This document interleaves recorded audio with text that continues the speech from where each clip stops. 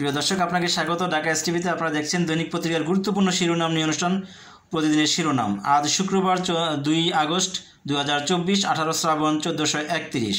প্রিয় দর্শক, আপনাকে বিনীতভাবে অনুরোধ করছি না টেনে পুরো ভিডিওটি দেখুন এবং চ্যানেলটি সাবস্ক্রাইব করে সঙ্গেই থাকুন।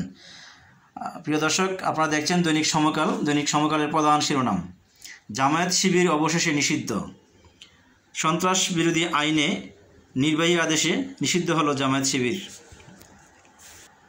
প্রিয় দর্শক, আলোচিত যে ছবি, গতকালকে যে কোঠা বিরোধী বৈষম্য বিরোধী আন্দোলনের যে ছবিটি বিক্ষোভে চলাকালীন সময়ে পুলিশ একজন ছাত্রকে ধরে নিয়ে গেছিল টেনে হিঁচড়ে, সেই ছবিটি দেখাচ্ছি আপনাদেরকে। বিক্ষোভে পুলিশের বাধা, দস্তাদস্তি। এই ছবিটিকে 1971 সালের যে আন্দোলন হয়েছিল সেই আন্দোলনের সাথে সম্পৃক্ত করা হয়েছে সাধারণ মানুষ। আপনারা দেখুন, কত হৃদয় বিদারক একটি দৃশ্য।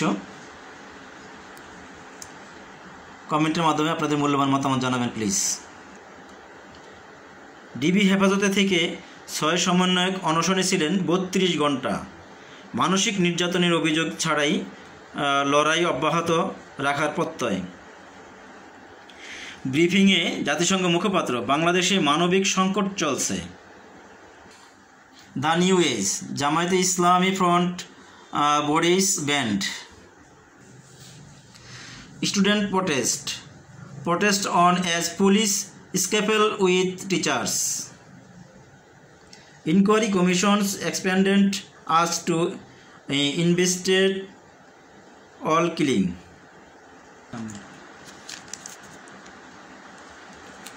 6 student leaders finally released. HSC exam postponed until August 10. প্রতিদিনের বাংলাদেশ: অবশেষে নিষিদ্ধ জামায়াত শিবির, প্রজ্ঞাপন জারি। ছোট্ট ছোট্ট শিশুরা কিভাবে গুলিবিদ্ধ, প্রশ্ন প্রধানমন্ত্রীর।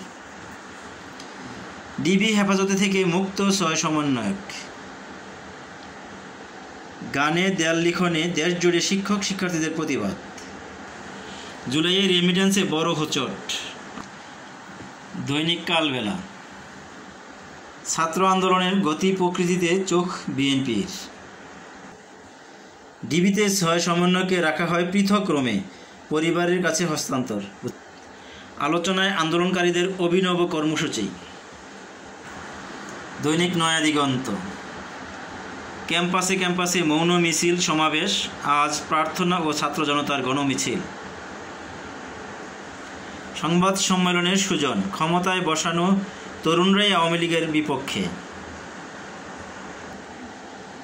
মুক্তি পেয়ে সমন্বয়ক সার্জিস: আপনারা কথা রাখেননি, এই লড়াই চলবে। আজকের দৈনিক: ঘরে ঘরে সরকারের পদত্যাগের দাবি উচ্চারিত হচ্ছে, মির্জা ফখরুল। শিক্ষক, ছাত্র, সাংস্কৃতিক কর্মীরা সরব মাঠে। শিক্ষকদের ফেসবুক ব্যবহারে মন্ত্রণালয়ের সতর্কতা।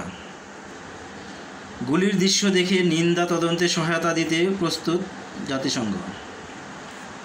দৈনিক বার্তা: বিচারপতি ছুটিতে, জ্বলে গেছে সেই রিটে শুনানি। শিক্ষক ছাত্রদের সঙ্গে সরব সাংস্কৃতিক কর্মীও।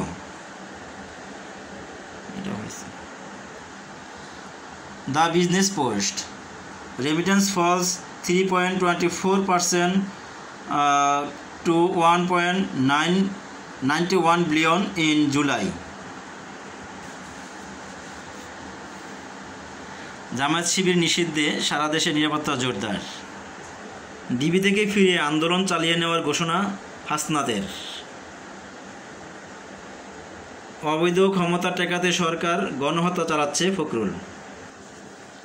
মধ্যবর্তী নির্বাচন নিয়ে ডক্টর ইউনূসের দাবি অসাংবিধানিক ও বেআইনি। কাদের? প্রিয় দর্শক, আপনাকে অসংখ্য ধন্যবাদ ভিডিওটি দেখার জন্য। ভালো থাকবেন, সুস্থ থাকবেন, চ্যানেলটি সাবস্ক্রাইব করে সঙ্গেই থাকবেন।